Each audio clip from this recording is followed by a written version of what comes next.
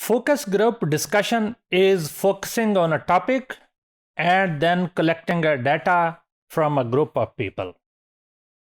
उसको focus group discussion कहते हैं. This is in a way, this is a form of a group interview. एक individual का interview नहीं है, लोगों को ग्रुप में बिठाते हैं और फिर इंटरव्यू लेते हैं. ये एक किस्म की जो आप पाकिस्तान में आजकल अक्सर देखते हैं 2005 के बाद के टॉक शोज़ का कल्चर प्राइवेट मीडिया से या उससे पहले भी, तो वो सर्टेन लोगों को बिठाते हैं और फिर हर एक से बारी बारी पूछते हैं, हर एक को इक्वल टाइम देते हैं. ये उसी तरह का फॉर्मेट है, लेकिन इसके अंदर थोड़ा से डिफरेंसेस हैं.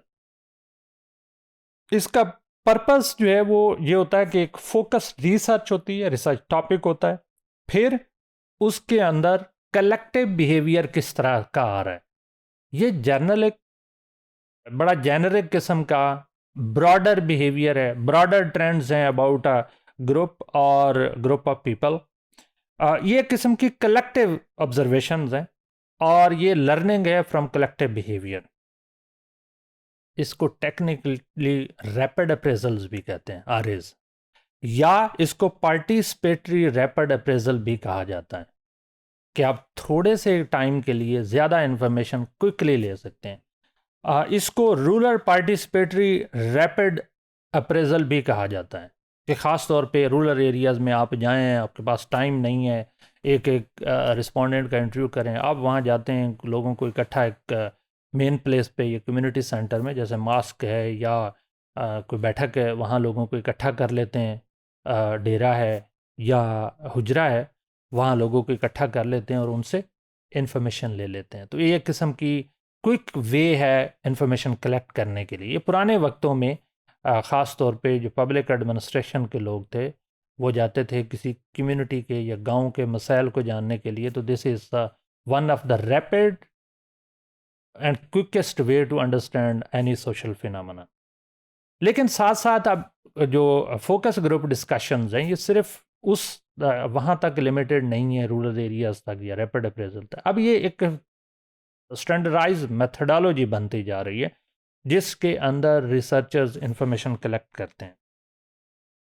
क्या चीज़ कलेक्ट करते हैं या किस तरह का नॉलेज जो है उसको लिया जाता है.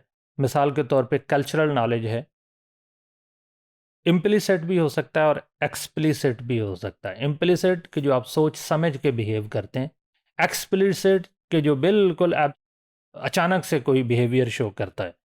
और ये जो फोकस ग्रुप डिस्कशंस हैं ये बेसिकली इसलिए कंडक्ट किए जाते हैं ताकि पॉलिसी इंटरवेंशन की जाए.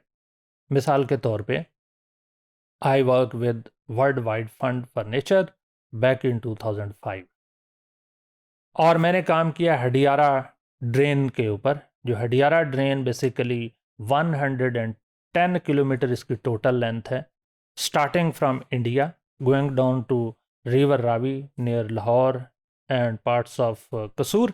तो ये 110 किलोमीटर का जो डिस्टेंस है. अब इसमें इंटरेस्टिंगली जो इंडियन साइड पे इंडस्ट्री लगी हुई है वो सारी हडियारा ड्रेन के ऊपर थी, ज़्यादातर वो फोकस्ड थी. और उनके जो पॉलिसी डॉक्यूमेंट्स मैंने देखे तो उसमें लिखा हुआ था कि दिस इज़ सिंस ये एनिमी के तरफ जा रहा है पानी, तो हम इसको पॉल्यूट करके अगर भेजेंगे तो इट डज़ नॉट मैटर. हालांकि ये क्राइम अगेंस्ट एनवायरनमेंट है, क्राइम अगेंस्ट ह्यूमैनिटी है. और इंटरेस्टिंगली हमारी अपनी इंडस्ट्री यानी पाकिस्तानी इंडस्ट्री भी उसी हडियारा ड्रेन के ऊपर लगी हुई.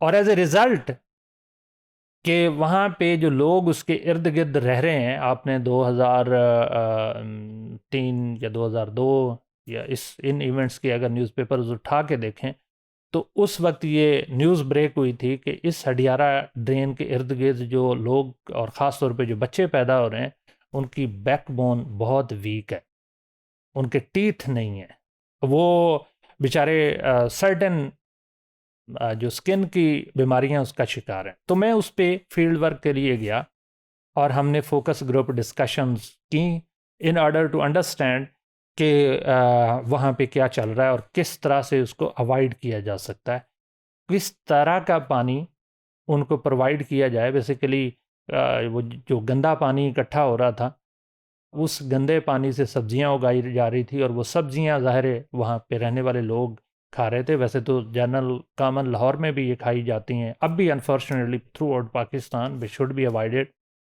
लेकिन ख़ास तौर पे उस एरिया में चूँकि लोग ग्राउंड वाटर को एक्सट्रैक्ट करके पी रहे थे, तो उससे ज़्यादा ये प्रॉब्लम इमर्ज हो रहा था, and that was the really serious problem. अगर आप इंटरेस्टेड हैं, just Google the issue and you will find the real examples. तो इस तरह की जो पॉलिसी रिसर्च है कि what should be change, how it should be modified. मसलन उस वक्त के नाजिम लाहौर जो थे, उन्होंने कुछ ट्यूबवेल और वाटर सप्लाई का काम किया और उन लोगों को फ्रेश वाटर प्रोवाइड किया गया।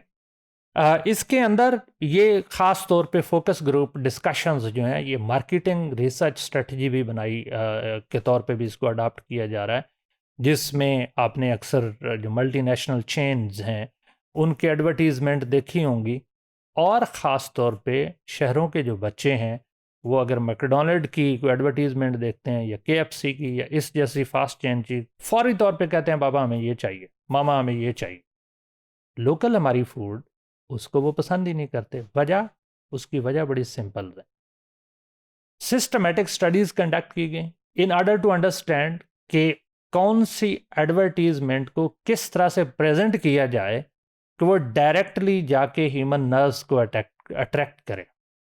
So these were the marketing strategies कि जहाँ पे भी लोग फास्ट फूड की चेन के या बेवरेज के, हालांकि ये हेजिडेरियस हैं और हेल्थ के लिए ठीक नहीं है, ठीक ठाक उसके सीरियस प्रॉब्लम्स हैं, लेकिन Pakistani kids and young and even बड़े भी फ़ौरन उसके लिए अट्रैक्टिव होते हैं और उसको फूड को कंज्यूम करते हैं। इवन कॉस्टली है, इवन उसकी एक्सेसिबिलिटी समटाइम डिफ़िकल्ट होती है, लेकिन लोग लंबा सफ़र करके भी ख़रीदने जाते हैं। वजह यह है कि उसके ऊपर फोकस ग्रुप डिस्कशन या इस तरह की जो रिसर्चेज हैं कंडक्ट करके उसके इम्पैक्ट को मैयर किया गया, और फिर उसकी बेस के ऊपर उन्होंने मार्केटिंग स्ट्रेटजी डेवलप की, और फिर उसको फॉलो करते हुए वो लोगों तक वो चीज़ या वो प्रोडक्ट पहुंची। फोकस ग्रुप डिस्कशंस में हम ब्रॉडर जो ट्रेंड्स हैं ह्यूमन बिहेवियर के, उनको आइडेंटिफाई करते हैं in order to understand how humans action and reactions and interactions works.